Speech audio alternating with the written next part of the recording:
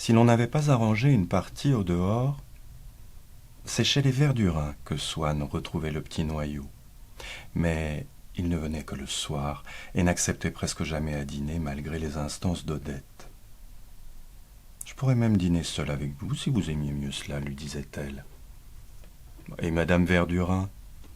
Oh, ce serait bien simple, je n'aurais qu'à dire que ma robe n'a pas été prête, que mon cab est venu en retard, il y a toujours moyen de s'arranger. Vous êtes gentille. » Mais Swann se disait que s'il montrait à Odette, en consentant seulement à la retrouver après dîner, qu'il y avait des plaisirs qu'il préférait à celui d'être avec elle, le goût qu'elle ressentait pour lui ne connaîtrait pas de longtemps la satiété. Et d'autre part, préférant infiniment à celle d'Odette la beauté d'une petite ouvrière fraîche et bouffie comme une rose et dont il était épris, il aimait mieux passer le commencement de la soirée avec elle, étant sûr de voir Odette ensuite. C'est pour les mêmes raisons qu'il n'acceptait jamais qu'Odette vînt le chercher pour aller chez les Verdurin. La petite ouvrière l'attendait près de chez lui à un coin de rue que son cocher Rémy connaissait. Elle montait à côté de Swann et restait dans ses bras jusqu'au moment où la voiture l'arrêtait devant chez les Verdurin. À son entrée, tandis que Madame Verdurin, montrant des roses qu'il avait envoyées le matin, lui disait « Je vous gronde » et lui indiquait une place à côté d'Odette, le pianiste jouait pour eux deux la petite phrase de Vinteuil qui était comme l'air national de leur amour.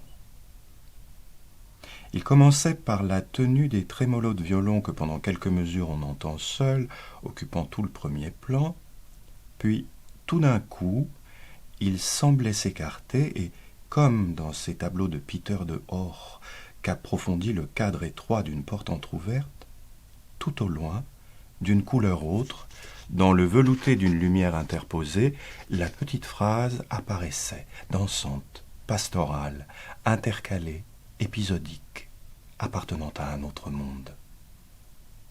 Elle passait, à plis simples et immortels, distribuant çà et là les dons de sa grâce avec le même ineffable sourire. Mais Swann y croyait distinguer maintenant du désenchantement. Elle semblait connaître la vanité de ce bonheur dont elle montrait la voie. Dans sa grâce légère, elle avait quelque chose d'accompli, comme le détachement qui succède au regret. Mais peu lui importait. Il la considérait moins en elle-même, en ce qu'elle pouvait exprimer pour un musicien qui ignorait l'existence et de lui et d'Odette quand il l'avait composée, et pour tous ceux qui l'entendraient dans des siècles, que comme un gage, un souvenir de son amour qui, même pour les Verdurin ou pour le petit pianiste, faisait penser à Odette en même temps qu'à lui, les unissait. C'était au point que, comme Odette par caprice l'en avait prié, il avait renoncé à son projet de se faire jouer par un artiste la sonate entière, dont il continua à ne connaître que ce passage. « Qu'avez-vous besoin du reste ?» lui avait-elle dit. « C'est ça, notre morceau. » Et même, souffrant de songer, au moment où elle passait, si proche et pourtant à l'infini, que, tandis qu'elle s'adressait à eux, elle ne les connaissait pas, il regrettait presque qu'elle eût une signification, une beauté intrinsèque et fixe, étrangère à eux.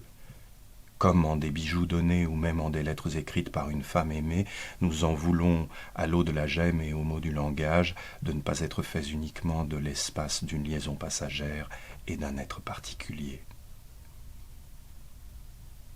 Souvent, il se trouvait qu'il s'était tant attardé avec la jeune ouvrière avant d'aller chez les Verdurin, qu'une fois la petite phrase jouée par le pianiste, Swann s'apercevait qu'il était bientôt l'heure qu'Odette rentrât. Il la reconduisait jusqu'à la porte de son petit hôtel, rue La Pérouse, derrière l'Arc de Triomphe. Et c'était peut-être à cause de cela, pour ne pas lui demander toutes les faveurs, qu'il sacrifiait le plaisir moins nécessaire pour lui de la voir plus tôt, d'arriver chez les Verdurin avec elle, à l'exercice de ce droit qu'elle lui reconnaissait de partir ensemble et auquel il attachait plus de prix, parce que grâce à cela, il avait l'impression que personne ne la voyait, ne se mettait entre eux, ne l'empêchait d'être encore avec lui après qu'il l'avait quitté. Ainsi revenait-elle dans la voiture de Swann. Un soir, Comme elle venait d'en descendre et qu'il lui disait à demain, elle cueillit précipitamment dans le petit jardin qui précédait la maison un dernier chrysanthème et le lui donna avant qu'il fût reparti. Il le tint serré contre sa bouche pendant le retour, et quand, au bout de quelques jours, la fleur fut fanée, il l'enferma précieusement dans son secrétaire. Mais il n'entrait jamais chez elle. 2 fois seulement, dans l'après-midi, il était allé participer à cette opération capitale pour elle, prendre le thé. L'isolement et le vide de ces courtes rues, faites presque toutes de petits hôtels contigus, dont tout à coup venaient rompre la monotonie quelques sinistres échoppes, témoignages historiques et restes sordides du temps où ces quartiers étaient encore mal famés, la neige qui était restée dans le jardin et aux arbres, le négligé de la saison, le voisinage de la nature, donnaient quelque chose de plus mystérieux à la chaleur, aux fleurs qu'il avait trouvées en entrant. Laissant à gauche, au rez-de-chaussée surélevé, la chambre à coucher d'Odette qui donnait derrière sur une petite rue parallèle, un escalier droit, entre des murs peints de couleurs sombres et d'où tombaient des étoffes orientales, des filets de chapelet turcs et une grande lanterne japonaise suspendue à une cordelette de soie, mais qui, pour ne pas priver les visiteurs des derniers conforts de la civilisation occidentale, s'éclairait au gaz, montait au salon et au petit salon. Ils étaient précédés d'un étroit vestibule dont le mur quadrillé d'un treillage de jardin mais doré était bordé dans toute sa longueur d'une caisse rectangulaire où fleurissait, comme dans une serre, une rangée de ces gros chrysanthèmes encore rares à cette époque, mais bien éloignés cependant de ceux que les horticulteurs réussirent plus tard à obtenir. Swann était agacé par la mode qui, depuis l'année dernière, se portait sur eux. Mais il avait eu plaisir cette fois à voir la pénombre de la pièce zébrée de rose, d'oranger et de blanc par les rayons odorants de ces astres éphémères qui s'allument dans les jours gris. Odette l'avait reçu en robe de chambre de soie rose, le cou et les bras nus. Elle l'avait fait asseoir près d'elle, dans un des nombreux retraits mystérieux qui étaient ménagés dans les enfoncements du salon, protégés par d'immenses palmiers contenus dans des cache-pots de Chine ou par des paravents auxquels étaient fixées des photographies, des nœuds de ruban et des éventails.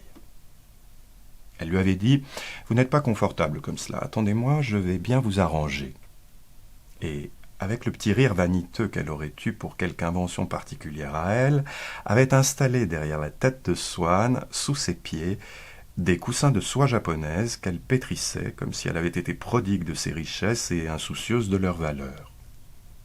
Mais quand le valet de chambre était venu apporter successivement les nombreuses lampes qui, presque toutes enfermées dans les potiches chinoises, brûlaient, isolées ou par couple, toutes sur des meubles différents comme sur des autels, et qui, dans le crépuscule déjà presque nocturne de cette fin d'après-midi d'hiver, avaient fait reparaître un coucher de soleil plus durable, plus rose et plus humain, faisant peut-être rêver dans la rue quelque amoureux arrêté devant le mystère de la présence que décelaient et cachaient à la fois les vitres rallumées. Elle avait surveillé sévèrement du coin de l'œil le domestique pour voir s'il les posait bien à leur place consacrée. Elle pensait qu'en en mettant une seule là où il ne fallait pas, l'effet d'ensemble de son salon eût été détruit et son portrait, placé sur un chevalet oblique drapé de peluche, mal éclairé. Aussi suivait-elle avec fièvre les mouvements de cet homme grossier et le réprimanda-t-elle vivement parce qu'il avait passé trop près de 2 jardinières qu'elle se réservait de nettoyer elle-même dans sa peur qu'on ne les abîmât et qu'elle alla regarder de près pour voir s'il ne les avait pas écornées.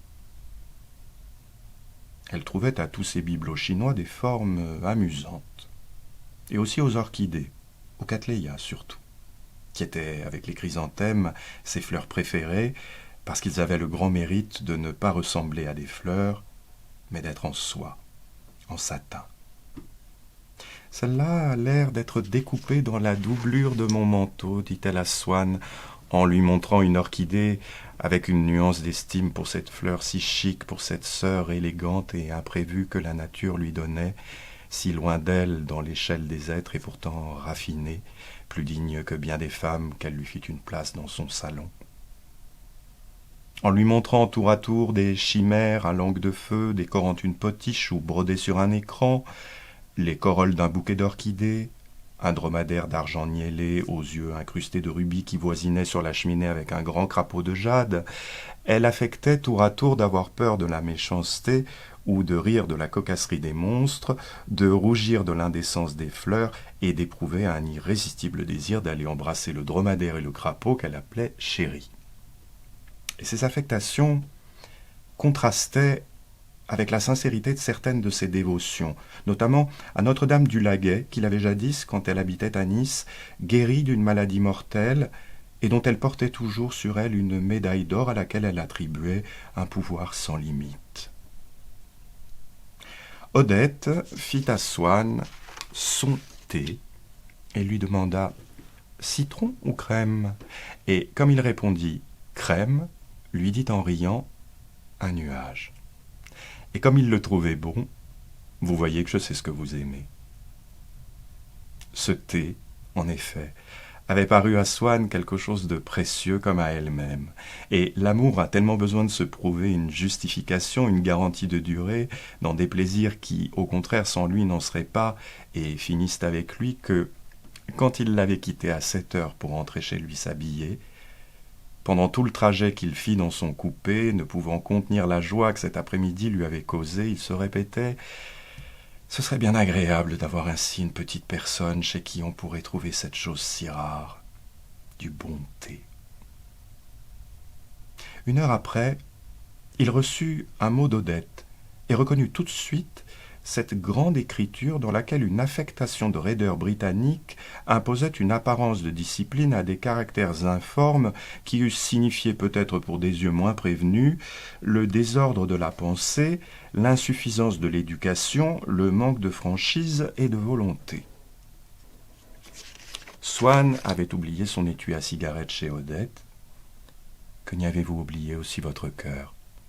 Je ne vous aurais pas laissé le reprendre. » Une seconde visite qu'il lui fit eut plus d'importance peut-être. En se rendant chez elle ce jour-là, comme chaque fois qu'il devait la voir, d'avance il se la représentait, et la nécessité où il était pour trouver jolie sa figure de limiter aux seules pommettes roses et fraîches les joues qu'elle avait si souvent jaunes, languissantes, parfois piquées de petits points rouges, l'affligeait comme une preuve que l'idéal est inaccessible et le bonheur médiocre. Il lui apportait une gravure qu'elle désirait voir. Elle était un peu souffrante.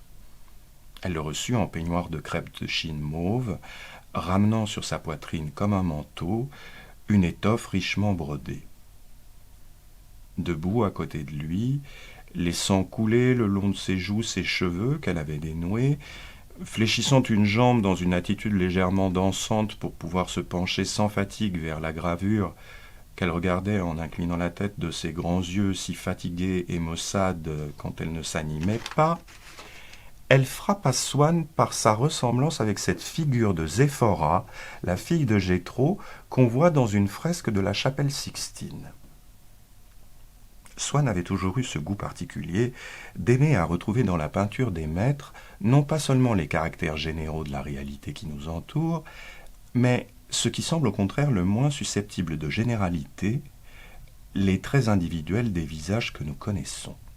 Ainsi, dans la matière d'un buste du doge Loredan par Antoine Rizzo, la saillie des pommettes, l'obliquité des sourcils, enfin la ressemblance criante de son cocher Rémy. Sous les couleurs d'un Ghirlandaio, le nez de M. de Palancy, dans un portrait du Tintoret, l'envahissement du gras de la joue par l'implantation des premiers poils des favoris, la cassure du nez, la pénétration du regard, la congestion des paupières du docteur du Boulbon.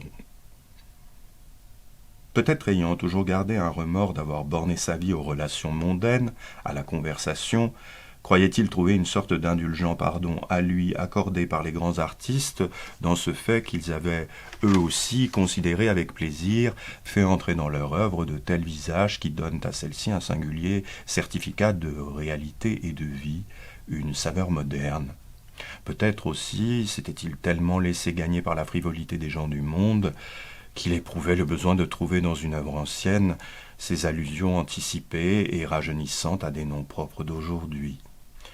Peut-être au contraire avait-il gardé suffisamment une nature d'artiste pour que ces caractéristiques individuelles lui causassent du plaisir en prenant une signification plus générale dès qu'il les apercevait déracinées, délivrées, dans la ressemblance d'un portrait plus ancien avec un original qu'il ne représentait pas.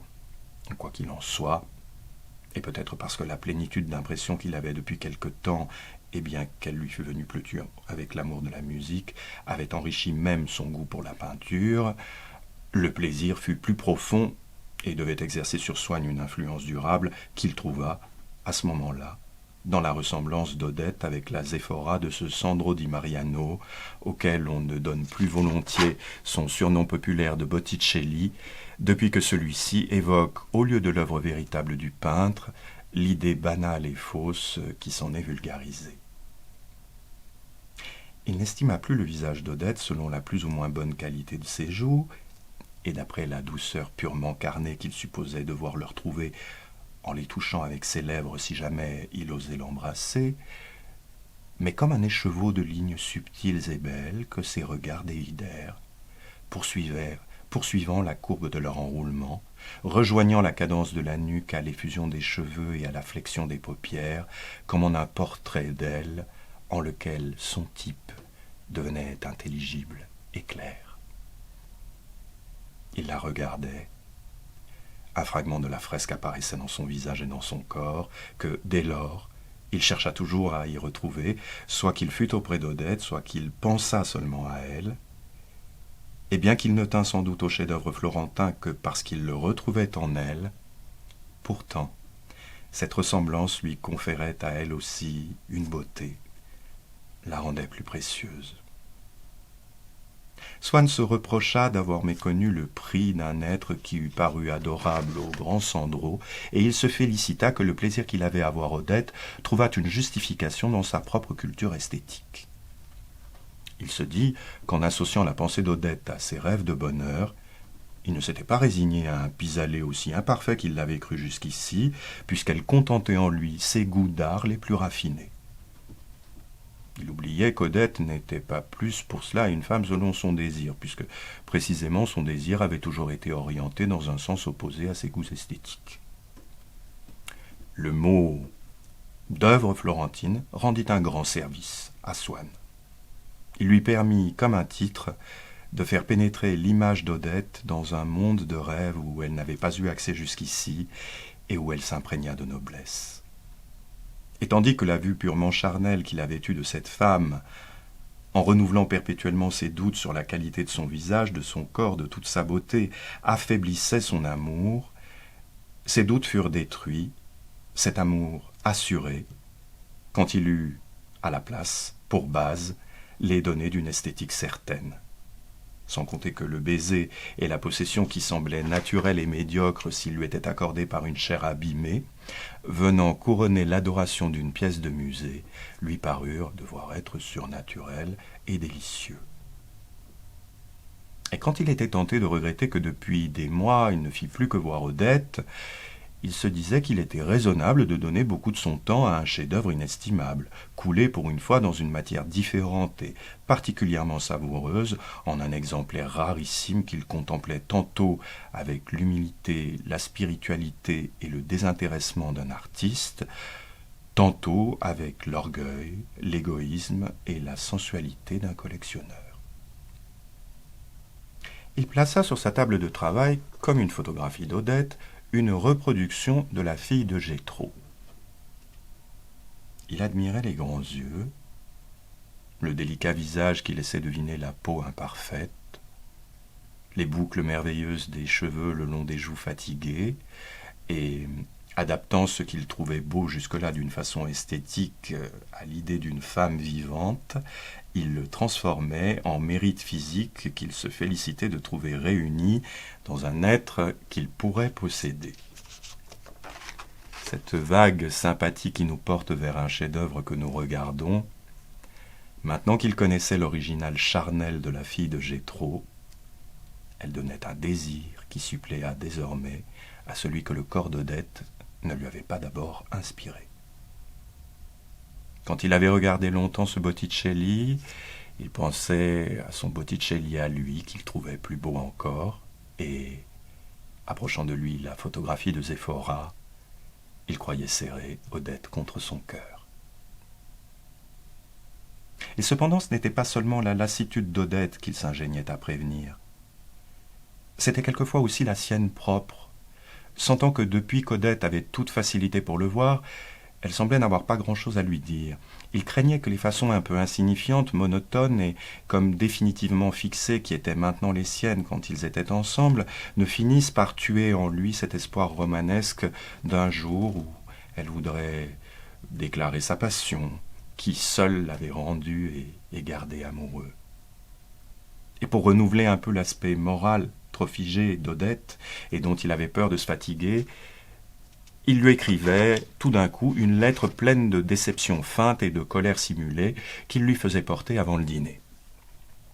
Il savait qu'elle allait être effrayée, lui répondre, et il espérait que dans la contraction que la peur de le perdre ferait subir à son âme, jaillirait des mots qu'elle ne lui avait encore jamais dits. Et en effet, c'est de cette façon qu'il avait obtenu les lettres les plus tendres qu'elle lui eût encore écrites, dont l'une qu'elle lui avait fait porter à midi de la Maison Dorée, c'était le jour de la fête de Paris-Murcie, donnée pour les inondés de Murcie, commençait par ces mots « Mon ami, ma main tremble si fort que je peux à peine écrire », et qu'il avait gardé dans le même tiroir que la fleur séchée du chrysanthème.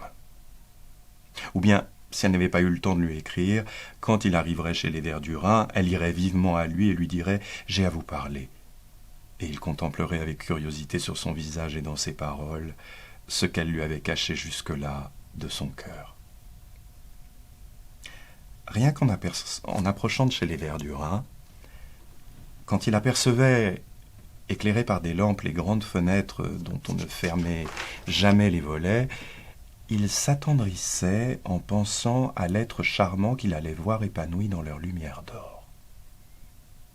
Parfois, les ombres des invités se détachaient, minces et noires, en écran, devant les lampes, comme ces petites gravures qu'on intercale de place en place dans un abat-jour translucide dont les autres feuillets ne sont que clarté.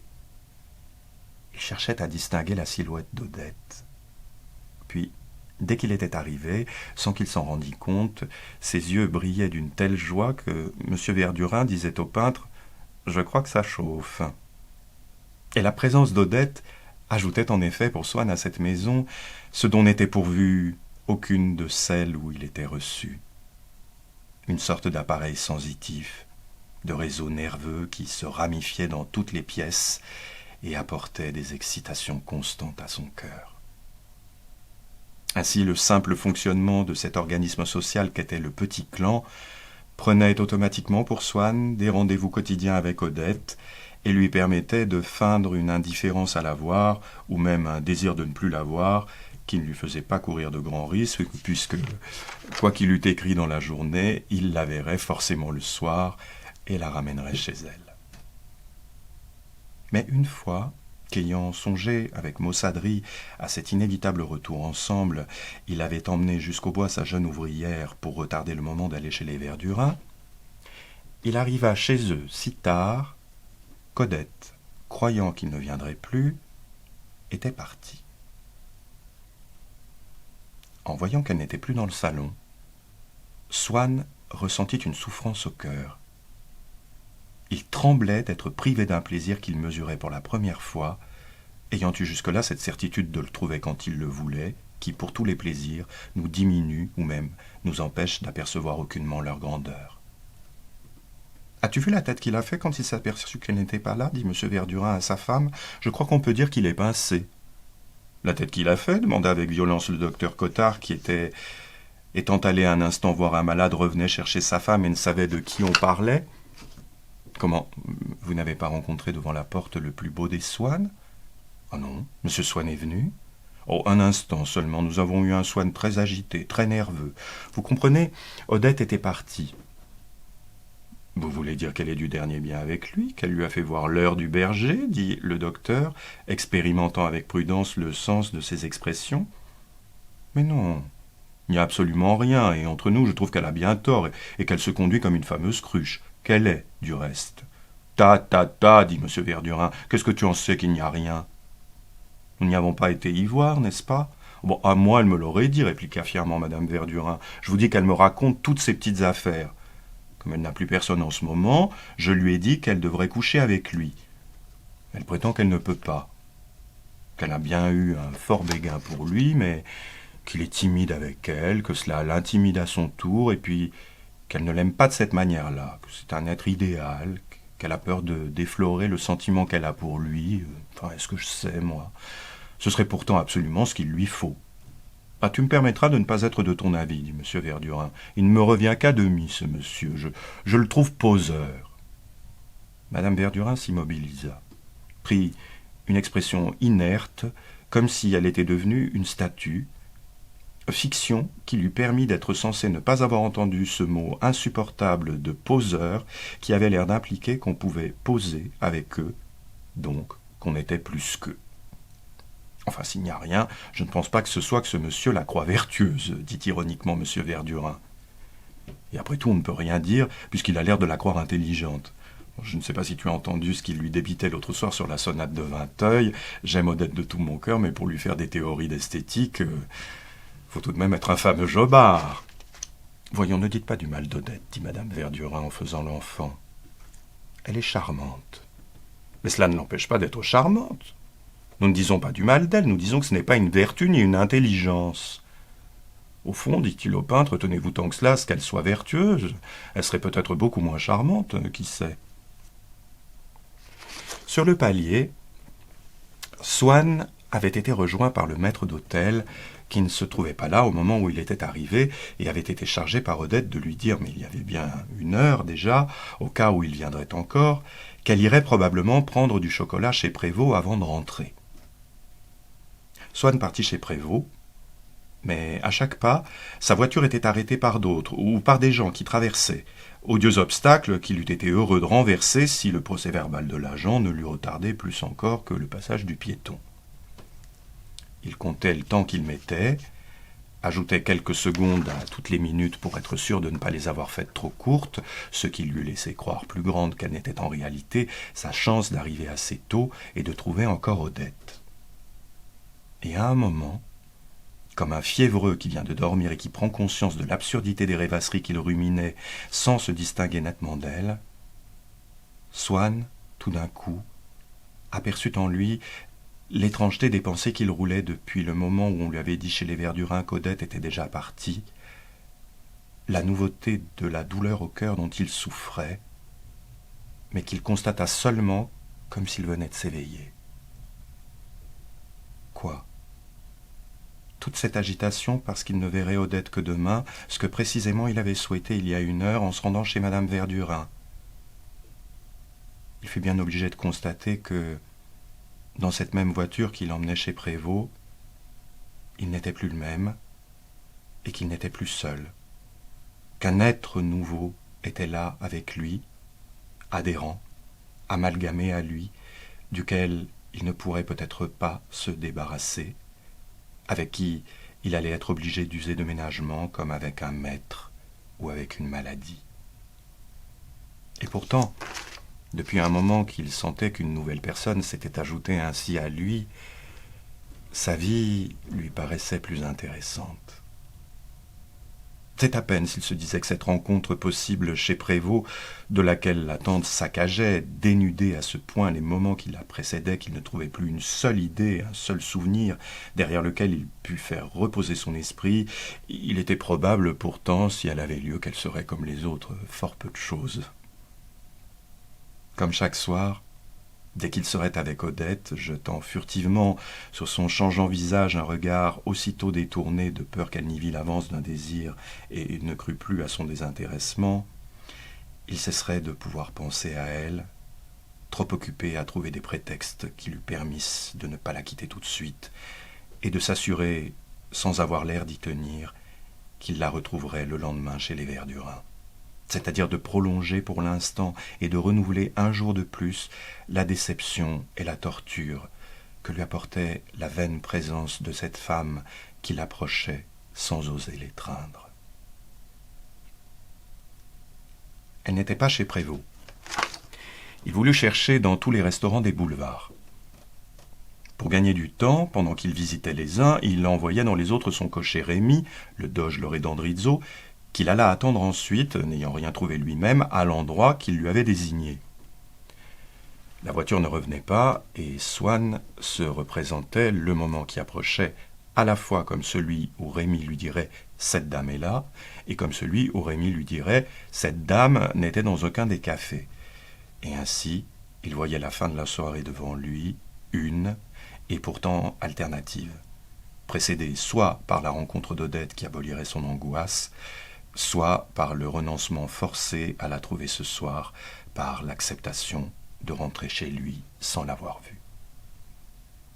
Le cocher revint, mais au moment où il s'arrêta devant Swann, celui-ci ne lui dit pas « Avez-vous trouvé cette dame ? Mais faites-moi donc penser demain à commander du bois, je crois que la provision doit commencer à s'épuiser. » Peut-être se disait-il que si Rémi avait trouvé Odette dans un café où elle l'attendait, la fin de la soirée néfaste était déjà anéantie par la réalisation commencée de la fin de soirée bienheureuse, et qu'il n'avait pas besoin de se presser d'atteindre un bonheur capturé et en lieu sûr qui ne s'échapperait plus.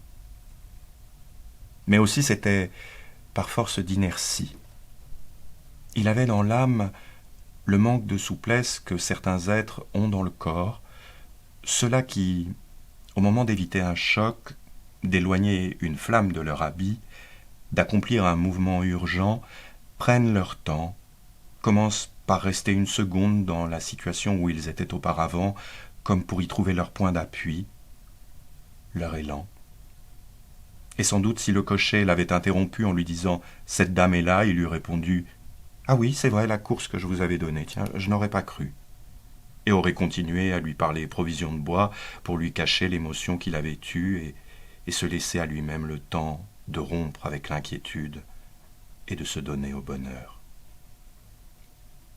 Mais le cocher revint lui dire qu'il ne l'avait trouvé nulle part et ajouta son avis en vieux serviteur. « Je crois que monsieur n'a plus qu'à rentrer. » Mais l'indifférence que Swann jouait facilement quand Rémi ne pouvait plus rien changer à la réponse qu'il apportait, tomba quand il le vit essayer de le faire renoncer à son espoir et à sa recherche. « Mais pas du tout, s'écria-t-il, il faut que nous trouvions cette dame.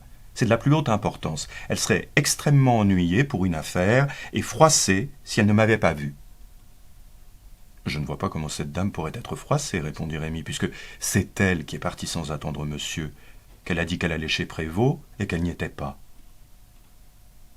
D'ailleurs, on commençait à éteindre partout.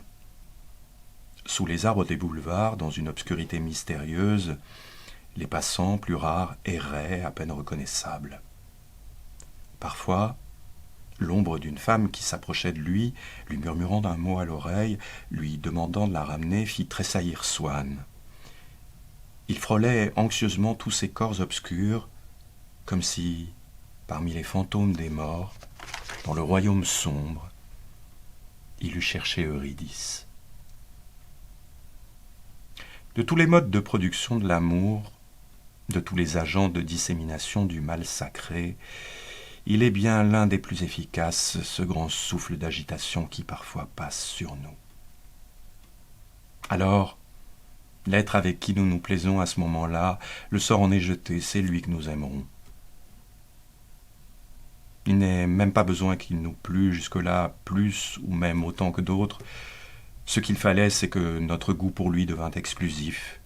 Et cette condition-là s'est réalisée quand, à ce moment où il nous a fait défaut, à la recherche des plaisirs que son agrément nous donnait, s'est brusquement substitué en nous un besoin anxieux qui a pour objet cet être même, un besoin absurde que les lois de ce monde rendent impossible à satisfaire et difficile à guérir, le besoin insensé et douloureux de le posséder.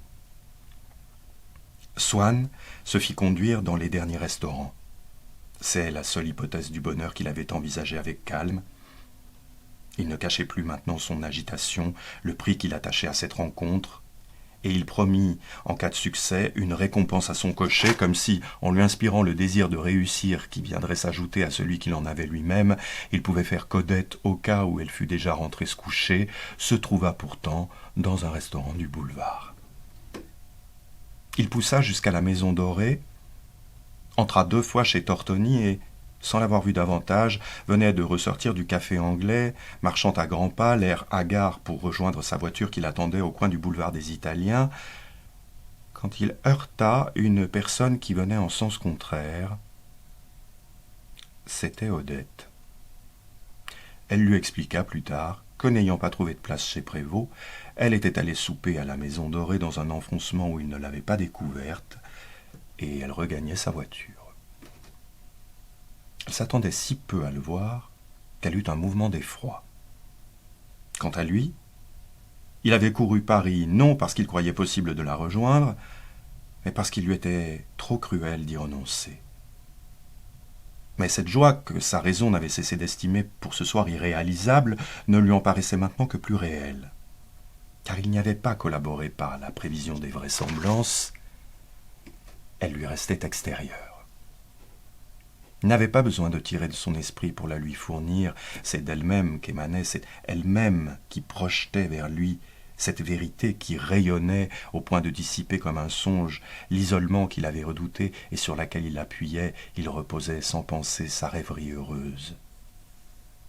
Ainsi, un voyageur arrivé par un beau temps au bord de la Méditerranée, incertain de l'existence des pays qu'il vient de quitter, laisse éblouir sa vue, plutôt qu'il ne leur jette des regards par les rayons qu'émet vers lui l'azur lumineux et résistant des eaux.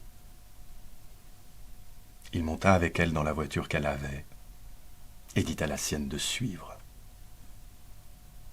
Elle tenait à la main un bouquet de cattleya, et Swann vit, sous sa fanchon de dentelle, qu'elle avait dans les cheveux des fleurs de cette même orchidée attachées à une aigrette en plume de cygne. Elle était habillée sous sa mantille d'un flot de velours noir qui, par un rattrapé oblique, découvrait en un large triangle le bas d'une jupe de faille blanche et laissait voir un emplacement également de faille blanche à l'ouverture du corsage décolleté où étaient enfoncées d'autres fleurs de cattleya.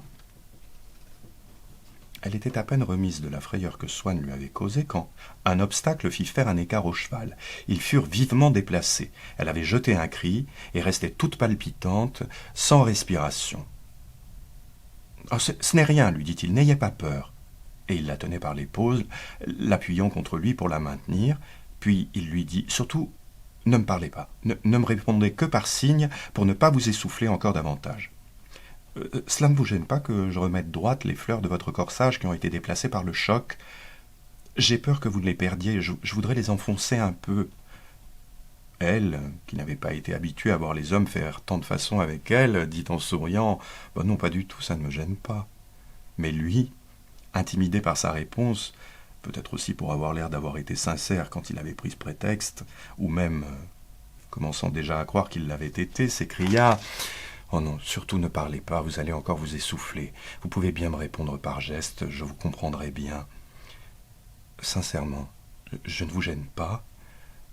Voyez, il y a un peu... Je pense que c'est du pollen qui s'est répandu sur vous. Vous permettez que je l'essuie avec ma main ? Je ne vais pas trop fort, je ne suis pas trop brutal. Oh, je vous chatouille peut-être un peu. Mais c'est que je ne voudrais pas toucher le velours de la robe pour ne pas le friper. Mais, voyez-vous, il était vraiment nécessaire de les fixer, ils seraient tombés. Et comme cela, en les enfonçant un peu moi-même... Non, sérieusement, je ne vous suis pas désagréable. Et en les aspirant pour voir s'ils n'ont vraiment pas d'odeur non plus, je n'en ai jamais senti. Je peux ? Non mais dites la vérité. Souriant, elle haussa légèrement les épaules comme pour dire « Vous êtes fou. Voyez bien que ça me plaît. » Il élevait son autre main le long de la joue d'Odette. Elle le regarda fixement, de l'air languissant et grave qu'ont les femmes du maître florentin avec lesquelles il lui avait trouvé de la ressemblance. Amené au bord des paupières, ses yeux brillants, larges et minces comme les leurs, semblaient prêts à se détacher, ainsi que de larmes. Elle fléchissait le cou comme on leur voit faire à toutes, dans les scènes païennes comme dans les tableaux religieux, et, en une attitude qui sans doute lui était habituelle, qu'elle savait convenable à ces moments-là et qu'elle faisait attention à ne pas oublier de prendre, elle semblait avoir besoin de toute sa force pour retenir son visage, comme si une force invisible l'eût attiré vers Swann. Et ce fut Swann qui, avant qu'elle le laissât tomber comme malgré elle sur ses lèvres, le retint un instant, à quelque distance, entre ses deux mains. Il avait voulu laisser à sa pensée le temps d'accourir, de reconnaître le rêve qu'elle avait si longtemps caressé et d'assister à sa réalisation comme une parente qu'on appelle pour prendre sa part du succès d'un enfant qu'elle a beaucoup aimé. Peut-être aussi Swann attachait-il sur ce visage d'Odette non encore possédée, ni même encore embrassée par lui, qu'il voyait pour la dernière fois, ce regard avec lequel, un jour de départ, on voudrait emporter un paysage qu'on va quitter pour toujours. Mais il était si timide avec elle, qu'ayant fini par la posséder ce soir-là, en commençant par arranger ses cattleyas, soit crainte de la froisser, soit peur de paraître rétrospectivement avoir menti, soit manque d'audace pour formuler une exigence plus grande que celle-là, qu'il pouvait renouveler puisqu'elle n'avait pas fâché Odette la première fois, les jours suivants, il usa du même prétexte. Si elle avait des cattleyas à son corsage, il disait « C'est malheureux, ce soir les cattleyas n'ont pas besoin d'être arrangés, ils n'ont pas été déplacés comme l'autre soir. Il me semble pourtant que celui-ci n'est pas très droit. Je peux voir s'ils ne sentent pas plus que les autres ? Ou bien si elle n'en avait pas, oh, pas de cattleya ce soir, pas moyen de me livrer à mes petits arrangements. » De sorte que, pendant quelque temps, ne fut pas changé l'ordre qu'il avait suivi le premier soir, en débutant par des attouchements de doigts et de lèvres sur la gorge d'Odette, et que ce fut par eux encore que commençaient chaque fois ses caresses. Et bien plus tard, quand l'arrangement, ou le simulacre d'arrangement des cattleya fut depuis longtemps tombé en désuétude, la métaphore faire cattleya devenue un simple vocable qu'ils employaient sans y penser quand ils voulaient signifier l'acte de la possession physique, où d'ailleurs l'on ne possède rien, survécut dans leur langage, où elles le commémoraient, à cet usage oublié, et peut-être cette manière particulière de dire « faire l'amour » ne signifiait-elle pas exactement la même chose que ses synonymes. On a beau être blasé sur les femmes, considérer la possession des plus différentes comme toujours la même et connue d'avance, elle devient au contraire un plaisir nouveau s'il s'agit de femmes assez difficiles ou cruelles par nous pour que nous soyons obligés de la faire naître de quelque épisode imprévu de nos relations avec elle, comme avait été la première fois pour Swann l'arrangement des cattleya. Il espérait en tremblant ce soir-là, mais Odette, se disait-il, si elle était dupe de sa ruse, ne pouvait le deviner, que c'était la possession de cette femme qui allait sortir d'entre leurs larges pétales mauves. Et le plaisir qu'il éprouvait déjà, et qu'Odette ne tolérait peut-être, pensait-il, que parce qu'elle ne l'avait pas reconnu, lui semblait, à cause de cela, comme il put paraître au premier homme qui le goûta parmi les fleurs du paradis terrestre, un plaisir qui n'avait pas existé jusque-là, qu'il cherchait à créer, un plaisir, ainsi que le nom spécial qu'il lui donna en garde à la trace, entièrement particulier et nouveau. Maintenant, tous les soirs, quand il l'avait ramenée chez elle, il fallait qu'il entrât, et souvent, elle ressortait en robe de chambre et le conduisait jusqu'à sa voiture, l'embrassait aux yeux du cocher, disant « Qu'est-ce que cela peut me faire, comme font les autres ?» Les soirs où il n'allait pas chez les Verdurins, ce qui arrivait parfois depuis qu'il pouvait la voir autrement, les soirs de plus en plus rares où il allait dans le monde, elle lui demandait de venir chez elle avant de rentrer, quelque heure qu'il fût. C'était le printemps, un printemps pur et glacé. En sortant de soirée, il montait dans sa Victoria, étendait une couverture sur ses jambes, répondait aux amis qui s'en allaient en même temps que lui et lui demandaient de revenir avec eux, qu'il ne pouvait pas, qu'il n'allait pas du même côté, et le cocher partait au grand trot, sachant où on allait. Eux s'étonnaient, et de fait, Swann n'était plus le même. On ne recevait plus jamais de lettres de lui où il demandât à connaître une femme. Il ne faisait plus attention à aucune, s'abstenait d'aller dans les endroits où on en rencontre. Dans un restaurant, à la campagne, il avait l'attitude inverse de celle à quoi, hier encore, on l'eût reconnu et qui avait semblé devoir toujours être la sienne. tant une passion est en nous comme un caractère momentané et différent qui se substitue à l'autre et abolit les signes jusque-là invariables par lesquels il s'exprimait. En revanche, ce qui était invariable maintenant, c'était que, où que Swann se trouvât, il ne manquait pas d'aller rejoindre Odette. Le trajet qui le séparait d'elle était celui qu'il parcourait inévitablement et comme la pente même irrésistible et rapide de sa vie. À vrai dire, souvent resté tard dans le monde, il aurait mieux aimé rentrer directement chez lui sans faire cette longue course et ne la voir que le lendemain. Mais le fait même de se déranger à une heure anormale pour aller chez elle, de deviner que les amis qui le quittaient se disaient « il est très tenu, il y a certainement une femme qui le force à aller chez elle à n'importe quelle heure », lui faisait sentir qu'il menait la vie des hommes qui ont une affaire amoureuse dans leur existence et en qui le sacrifice qu'ils font de leur repos et de leurs intérêts à une rêverie voluptueuse fait naître un charme intérieur. Puis, sans qu'il s'en rendît compte, cette certitude qu'elle l'attendait, qu'elle n'était pas ailleurs avec d'autres, qu'il ne reviendrait pas sans l'avoir vue, neutralisait cette angoisse oubliée, mais toujours prête à renaître, qu'il avait éprouvée le soir où Odette n'était plus chez les Verdurins, et dont l'apaisement actuel était si doux que cela pouvait s'appeler du bonheur. Peut-être était-ce à cette angoisse qu'il était redevable de l'importance qu'Odette avait prise pour lui. Les êtres nous sont d'habitude si indifférents que quand nous avons mis dans l'un d'eux de telles possibilités de souffrance et de joie, pour nous, il nous semble appartenir à un autre univers. Il s'entoure de poésie. Il fait de notre vie comme une étendue émouvante où il sera plus ou moins rapproché de nous. Swann ne pouvait se demander sans trouble ce qu'Odette deviendrait pour lui dans les années qui allaient venir. Parfois, en voyant de sa Victoria dans ces belles nuits froides, la lune brillante qui répandait sa clarté entre ses yeux et les rues désertes, il pensait à cette autre figure claire et légèrement rosée comme celle de la lune qui, un jour, avait surgi dans sa pensée et, depuis, projetait sur le monde la lumière mystérieuse dans laquelle il le voyait. S'il arrivait après l'heure où Odette envoyait ses domestiques se coucher, avant de sonner à la porte du petit jardin, il allait d'abord dans la rue où donnait au rez-de-chaussée, entre les fenêtres toutes pareilles mais obscures des hôtels contigus, la fenêtre seule éclairée de sa chambre. Il frappait au carreau et elle, avertie, répondait et allait l'attendre de l'autre côté à la porte d'entrée.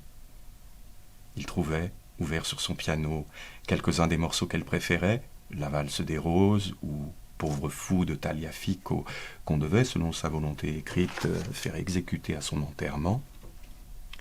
Il lui demandait de jouer à la place la petite phrase de la sonate de Vinteuil, bien qu'Odette jouât fort mal, mais la vision la plus belle qui nous reste d'une œuvre est souvent celle qui s'éleva au-dessus des sons faux tirés par des doigts malhabiles d'un piano désaccordé. La petite phrase continuait à s'associer pour Swann à l'amour qu'il avait pour Odette. Il sentait bien que cet amour, c'était quelque chose qui ne correspondait à rien d'extérieur, de constatable par d'autres que lui. Il se rendait compte que les qualités d'Odette ne justifiaient pas qu'il attachât tant de prix au moment passé auprès d'elle.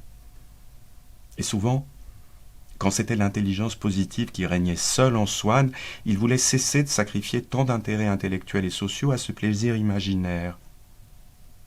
Mais la petite phrase, dès qu'il l'entendait, savait rendre libre en lui l'espace qui, pour elle, était nécessaire. Les proportions de l'âme de Swann s'en trouvaient changées. Une marge y était réservée à une jouissance qui, elle non plus, ne correspondait à aucun objet extérieur et qui, pourtant, au lieu d'être purement individuelle comme celle de l'amour, s'imposait à Swann comme une réalité supérieure aux choses concrètes. Cette soif d'un charme inconnu, la petite phrase l'éveillait en lui, mais ne lui apportait rien de précis pour l'assouvir.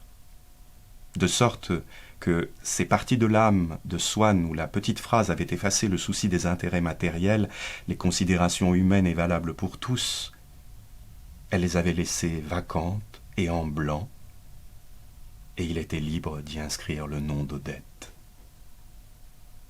Puis, à ce que l'affection d'Odette pouvait avoir d'un peu court et décevant, la petite phrase venait ajouter, amalgamer son essence mystérieuse. À voir le visage de Swann pendant qu'il écoutait la phrase, on aurait dit qu'il était en train d'absorber un anesthésique qui donnait plus d'amplitude à sa respiration. Et le plaisir que lui donnait la musique, et qui allait bientôt créer chez lui un véritable besoin, ressemblait en effet à ces moments-là au plaisir qu'il aurait eu à expérimenter les parfums, à entrer en contact avec un monde pour lequel nous ne sommes pas faits, qui nous semble sans forme parce que nos yeux ne le perçoivent pas, sans signification parce qu'il échappe à notre intelligence, que nous n'atteignons que par un seul sens. Grand repos, mystérieuse rénovation pour Swann, pour lui dont les yeux, quoique délicats amateurs de peinture, dont l'esprit, quoique fin observateur des mœurs, portait à jamais la trace indélébile de la sécheresse de sa vie, de se sentir transformé en une créature étrangère à l'humanité, aveugle, dépourvue de facultés logiques, presque une fantastique licorne, une créature chimérique, ne percevant le monde que par l'ouïe. Et comme dans la petite phrase, il cherchait cependant un sens où son intelligence ne pouvait descendre, quelle étrange ivresse il avait à dépouiller son âme la plus intérieure de tous les secours du raisonnement et à la faire passer seule dans le couloir, dans le filtre obscur du son. Il commençait à se rendre compte de tout ce qu'il y avait de douloureux, peut-être même de secrètement inapaisé au fond de la douceur de cette phrase, mais il ne pouvait pas en souffrir. Qu'importait qu'elle lui dît que l'amour est fragile, le sien était si fort. Il jouait avec la tristesse qu'elle répandait, il la sentait passer sur lui, mais comme une caresse qui rendait plus profond et plus doux le sentiment qu'il avait de son bonheur. Il la faisait rejouer 10 fois, 20 fois, Odette, exigeant qu'en même temps, elle ne cessât pas de l'embrasser. Chaque baiser appelle un autre baiser. Ah, dans ces premiers temps où l'on aime, les baisers naissent si naturellement. Ils foisonnent, si pressés les uns contre les autres, et on aurait autant de peine à compter les baisers qu'on s'est donnés pendant 1 heure que les fleurs d'un champ au mois de mai. Alors elle faisait mine de s'arrêter, disant « Comment veux-tu que je joue comme cela, si tu me tiens ? Je ne peux tout faire à la fois.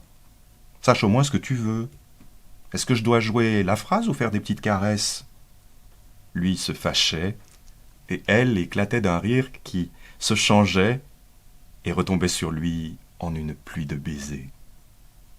Ou bien elle le regardait d'un air maussade, il revoyait son visage digne de figurer dans la vie de Moïse de Botticelli, il l'y situait, il donnait au cou d'Odette l'inclinaison nécessaire, et quand il l'avait bien peinte à la détrempe au XVe siècle sur la muraille de la Sixtine, l'idée qu'elle était cependant restée là, près du piano, dans le moment actuel, prête à être embrassée et possédée, l'idée de sa matérialité et de sa vie, venait l'enivrer avec une telle force que, l'œil égaré, les mâchoires tendues comme pour dévorer, il se précipitait sur cette Vierge de Botticelli et se mettait à lui pincer les joues. Puis, une fois qu'il l'avait quittée, non sans être rentré pour l'embrasser encore parce qu'il avait oublié d'emporter dans son souvenir quelques particularités de son odeur ou de ses traits, il revenait dans sa Victoria, bénissant Odette de lui permettre ses visites quotidiennes, dont il sentait qu'elle ne devait pas lui causer à elle une bien grande joie, mais qui, en le préservant de devenir jaloux, en lui ôtant l'occasion de souffrir de nouveau du mal qui s'était déclaré en lui le soir où il ne l'avait pas trouvé chez les Verdurin, l'aiderait à arriver, sans avoir plus d'autre de ces crises dont la première avait été si douloureuse et resterait la seule, au bout de ces heures singulières de sa vie. Heures presque enchantées à la façon de celle où il traversait Paris au clair de lune.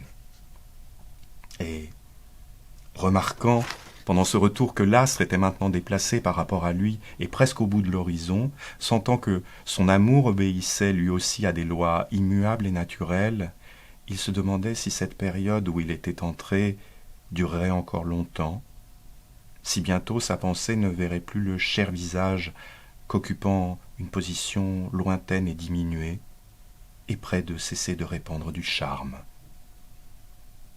Car Swann en trouvait aux choses depuis qu'il était amoureux, comme au temps où, adolescent, il se croyait artiste. Mais ce n'était plus le même charme. Celui-ci, c'est Odette seule qui le leur conférait. Il sentait renaître en lui les inspirations de sa jeunesse qu'une vie frivole avait dissipées, mais elles portaient toutes le reflet, la marque d'un être particulier, et dans les longues heures qu'il prenait maintenant un plaisir délicat à passer chez lui, seul avec son âme en convalescence, il redevenait peu à peu lui-même, mais à une autre. Il n'allait chez elle que le soir, et il ne savait rien de l'emploi de son temps pendant le jour, pas plus que de son passé, au point qu'il lui manquait même ce petit renseignement initial qui, en nous permettant de nous imaginer ce que nous ne savons pas, nous donne envie de le connaître. Aussi ne se demandait-il pas ce qu'elle pouvait faire, ni quelle avait été sa vie. Il souriait, seulement, quelquefois, en pensant qu'il y a quelques années, quand il ne la connaissait pas, on lui avait parlé d'une femme qui, s'il se rappelait bien, devait certainement être elle, comme d'une fille, d'une femme entretenue, une de ces femmes auxquelles il attribuait encore, comme il avait peu vécu dans leur société, le caractère entier, foncièrement pervers, dont les dota longtemps l'imagination de certains romanciers. Il se disait qu'il n'y a souvent qu'à prendre le contre-pied des réputations que fait le monde pour juger exactement une personne, quand à un tel caractère il opposait celui d'Odette, bonne, naïve, éprise d'idéal, presque si incapable de ne pas dire la vérité que, l'ayant un jour priée pour pouvoir dîner seul avec elle, d'écrire au Verdurin qu'elle était souffrante le lendemain, il l'avait vue devant madame Verdurin, qui lui demandait si elle allait mieux, rougir, balbutier et refléter malgré elle sur son visage le chagrin, le supplice que cela lui était de mentir, et, tandis qu'elle multipliait dans sa réponse les détails inventés sur sa prétendue indisposition de la veille, avoir l'air de faire demander pardon par ses regards suppliants et sa voix désolée de la fausseté de ses paroles.